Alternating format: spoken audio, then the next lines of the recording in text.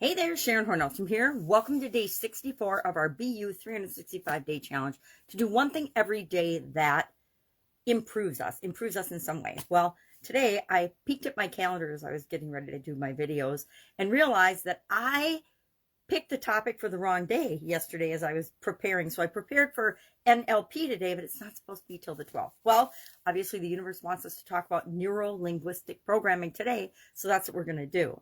So what the heck is NLP? You may have heard of it. I will preface this by saying I am not a trained or certified NLP practitioner. I have never gone out of my way to, I've read a few books about it, and I've read about different of the practices that make up NLP, but I'm not a conscious practitioner of neuro-linguistic programming. Although I do have and believe some of the core beliefs that go along with and foundational practices that are part of neuro-linguistic programming. Well, what the heck is neuro-linguistic programming? Let's grab a magnifying glass and look at the definition according to the internet. I'm not going to say it's according to a dictionary or anything, because this is definitely an internet definition. It's a pseudoscience, according to the internet. It's been proven to not be a real science, as if like there's a distinction. I would say everything around COVID has been a pseudoscience, right? So scientific approach to communication, personal development, and psychotherapy. It was created by Richard Bandler and John Grinder in California in the 1970s. So it's been around my whole teenage and adult life. It was created in the decade that I was a teenager.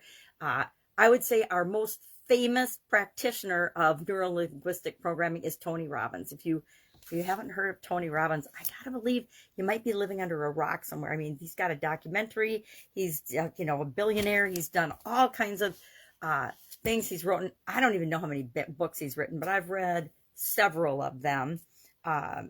Awaken the Giant Within was probably my favorite of his books. Master the Game. He's got all kinds of, he's got courses and programs, and you can go to his events. He owns an island and all these cool things. I've been following Tony Robbins since the 70s when he got started. So I am a Tony Robbins fan, been to several of his trainings, seen him multiple times as part of other events and conferences. So I actually love the things that he does and uses. I haven't really consciously tried them, but I've tried to incorporate some of the beliefs and some of the practices into who I am. The ones that fit with me, I use. The ones that don't, I don't use. And that's true of everything that we learn. We try things on, and if they feel good to us, we use them and we make them our own. If they don't, we just let them go. Kind of like we want to do with our feelings and our thoughts and our emotions and our beliefs. So what the heck is it, and how do we use, what are the 5 main techniques of neuro-linguistic programming? And then what are the pillars of neuro-linguistic programming? That's all I'm going to talk about is a quick overview today. And then our action item is, I'm just going to ask you to notice as you go about your day, do you see examples of neuro-linguistic programming being used by other people, being used in marketing and commercials? Do you see other people using them on you? Or do you practice neuro-linguistic programming? And then just share one example that you noticed today as you go about your day. So what are the 4 pillars of neuro-linguistic programming? Well, you or I, we are the center of neuro-linguistic programming, right? We are the most important component. And our sensory acuity and how sensitive we are to different things and how we respond and define things is, of course, I think the most important part of anything, but neuro-linguistic programming as well. It's our goals, our beliefs, our it says conveyances. I don't know why I wrote that down. Our values, if they're all aligned and how well they're aligned, will determine how successful we are in our lives, as well as with techniques and tools and strategies like NLP. The second one is rapport. How are we with respect to relationships? It deals with different aspects of relationships. The third is outcome or results orientation, meaning we are going to do something and then make sure that we're noticing the results of that. And what works, we'll do more of. What doesn't work, we'll let go of. And then flexibility in terms of our behavior. We flex and change our behavior based on what's required for the situation. I totally love this one because I believe that we have to all be flexible and open to different possibilities all the time. And what works in one situation isn't going to necessarily work in another situation, especially where people are involved. So those are the 4 pillars of NLP. So you, in your sensory acuity, rapport, and your relationships and your ability to form relationships and engage with other people. Outcome orientation, are you paying attention to the results? And then behavior flexibility, being willing to change your behavior and help other people change their behavior based on what's required for the situation. Now, the top 5 NLP techniques, and I'm sure you've heard of some of these or experienced them, are imagery training, which includes visualization, which we've talked about, mental rehearsal, practicing, future pacing, imagining something in your mind, how you want it to be, right? Before you actually have the physical experience.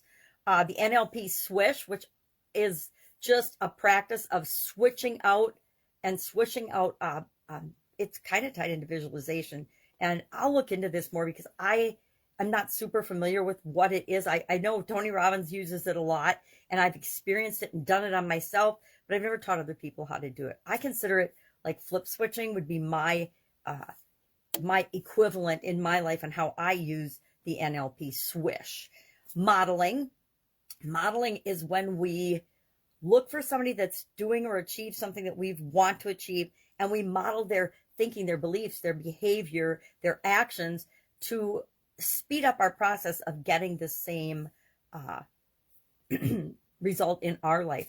The whole hacking industry, funnel hacking, biohacking, vision hacking, ad hacking, design hacking, anything that's a hack or a shortcut is just modeling someone else's behavior. If you have a coach in a certain area or aspect of your life, or you know someone who has, you're following their frameworks are all models, right? If you're using any frameworks in your life and from anywhere, that's an example of modeling. The next one is mirroring. And mirroring is when we match the pace of people's speech. We match their tone, their volume. We match and mirror what they're doing. If they're crossing their arms, we cross their arms. If they're pointing at their head, we slowly mirror and point at our head. If they're all excited and high energy, we match their pace of energy, etc. So mirroring is basically matching people's behavior or copying their behavior. Now, the thing about mirroring, it has to be natural and subtle. If you're purposefully, and this is why I don't use some of these, is if people catch you doing these things to them intentionally without sincerity, they will not trust you. It totally has the opposite effect that we want if people catch you doing it. So if you're mirroring, if you're in a job interview and you're mirroring the interviewer too much, they're not going to trust you and you're not going to get the job. It has the exact opposite effect of if you're sincerely doing it. Now, if you're sincerely building up rapport and having a good conversation, and then you find yourself automatically mirroring what they do, that is human nature. And then the last technique is incantations. And incantations to me is another word for affirmations or afformations, and we'll talk about those actually as part of the SOAP framework. I think afformations, I could be wrong, but I think it's the one I use for mental, or a tool that we'll use. And if I don't normally, I will bring it in and we'll apply it to our mental well-being, our mental health. So again, your sensory acuity, rapport, your interaction with other people, and how easily you do or do not build rapport with other human beings or interact with other human beings. Results orientation, what's working, do what's working, stop doing what's not working.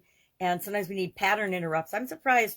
I wonder where pattern interrupts would fall, because I always think of Tony Robbins and pattern interrupts and outrageous behavior, and triggers and things. And those, I'm sure, are part of NLP, but I'm not sure exactly where they fit in. Doesn't matter. We'll talk about all those things throughout this challenge as well. So today, just be aware as you're going about your normal activities today. It's a Saturday in my neck of the woods. So as I go about my activities, they're different than they are Monday through Friday. So I'll be looking for, I don't know that we'll see the NLP switch. That's kind of the thing we do on ourselves. But I guarantee I will hear some imagery and somewhere. I'll see some modeling. I'll see some mirroring. And I do incantations. I don't call them incantations. I call them affirmations. I do them every day. So I'm definitely familiar.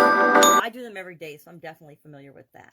So just share one thing that you noticed today, and tomorrow we'll get back on track with our calendar, and we will be talking about the conscious mind, okay? Sorry about messing up our schedule. Not that it matters. I made it up as we go anyway, so I guess obviously NLP was something that we want to just plant the seed of right now in the challenge so that we can start looking for it and using it and picking and choosing the parts of that tool that work for us to help us improve a little bit every single day. If we just did one little thing a day, if we just future paced our life once a day, or paid more attention to our outcomes, what's working and what's not working, or worked on building relationships and improving our communication skills with other people, or using our sensory acuity and tapping into and really paying attention to, what am I feeling? What am I experiencing? Is this working for me or not? All right, have an awesome day. Any questions, hit me up. Otherwise, I'll be with you tomorrow.